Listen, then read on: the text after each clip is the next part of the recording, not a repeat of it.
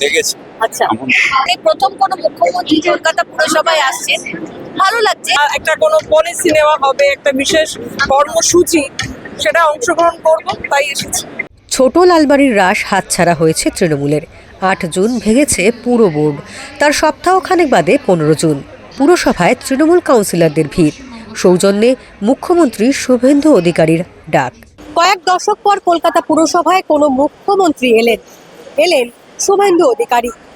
তিনি এলেন একটি প্রকল্পের উদ্বোধন করতে। স্বচ্ছতা সে স্বাগত, এই প্রকল্পের উদ্বোধন করলেন মুখ্যমন্ত্রী শুভেন্দু অধিকারী স্বয়ং কলকাতা পুরসভায় এসে। এর আগে কোনো মুখ্যমন্ত্রীকে এভাবে কলকাতা পুরসভার অন্দরে আসতে দেখা যায়নি।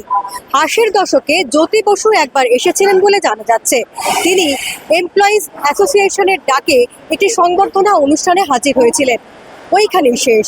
তারপর থেকে কোনো মুখ্যমন্ত্রী এইভাবে হাজির হননি কলকাতা পুরসভার অন্দরে।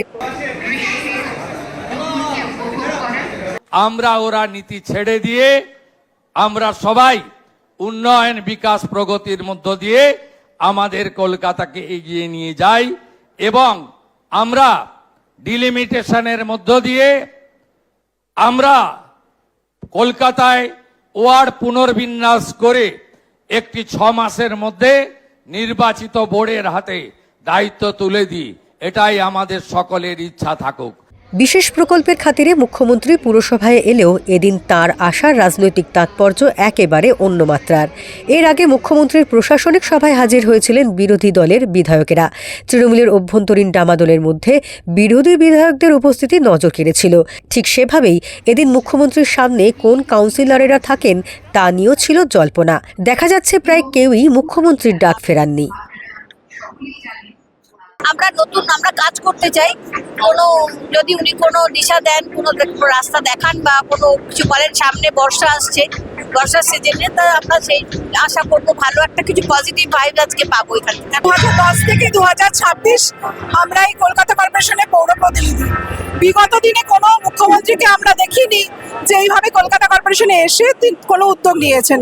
This is the first time in the history of Kolkata corporation যেখানে কোনো মুখ্যমন্ত্রী নিজে আসছেন এবং এই স্বচ্ছ কলকাতা যে অভিযান, সে অভিযানে ওনার কিছু বার্তা এখান থেকে ওনারা দেবেন। আমার মনে হয় ডেভেলপমেন্টের জন্য দলমত নির্বিশেষে প্রত্যেক সদস্য, যারা এই কর্পোরেশনের সদস্য রয়েছেন, প্রত্যেকেই আসবেন এবং তারা এই ডেভেলপমেন্টের পার্ট হবেন। মুখ্যমন্ত্রী আমারও মুখ্যমন্ত্রী, সেই হিসাবেই আমি এসেছি, যদি কোনো বার্তা দেন সেই হিসাবে।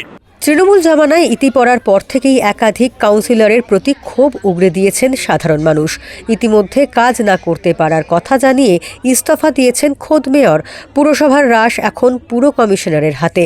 একদিকে পুরো পরিষেবা দেওয়া, অন্যদিকে মানুষের ক্ষোভ সামলানো। তবে কি মুখ্যমন্ত্রীর ডাকে সাড়া দিয়েই পরিস্থিতি বদলের আশা করছেন পৌর প্রতিনিধিরা? কোনো অভিযোগ নয়, আমি সার্বিকভাবে চাইবো যাতে এরকম জিনিস কারোর সাথেই না হয়। কে কোন ইস্যুতে কাকে কারণে দিয়েছে সেটা তো বলতে পারবো না, তবে অফিস থেকে যে সমস্ত ত্রাণ সামগ্রীর জন্য দেখানো হচ্ছে সেগুলো একেবারেই অন্যরকম। কারণ কলকাতা কর্পোরেশনের অফিস, কাউন্সিলরদের অফিসে এগুলো থাকবেই, ত্রিপল, কম্বল, জামা কাপড়, এগুলো আমার মনে হয় না যে সত্যি কোনো যুক্তি আছে। এর বাইরে যদি কিছু থাকে আমি জানি না, বলতে পারবো না। হাজির বিদায়ী কাউন্সিলরেরা, উপস্থিত মুখ্যমন্ত্রী সহ অন্য মন্ত্রী। কলকাতা পুরসভা এমন ছবি এর আগে দেখেনি। মাস 6 মধ্যে নির্বাচিত বোর্ড পাবে পুরসভা। তবে তার আগে আমরা ওরা সংস্কৃতিতেই যেন ইতি টানলেন মুখ্যমন্ত্রী। এ দিনের অনুষ্ঠান শেষে এমনটাই মনে করছে শহরের রাজনৈতিক মহল।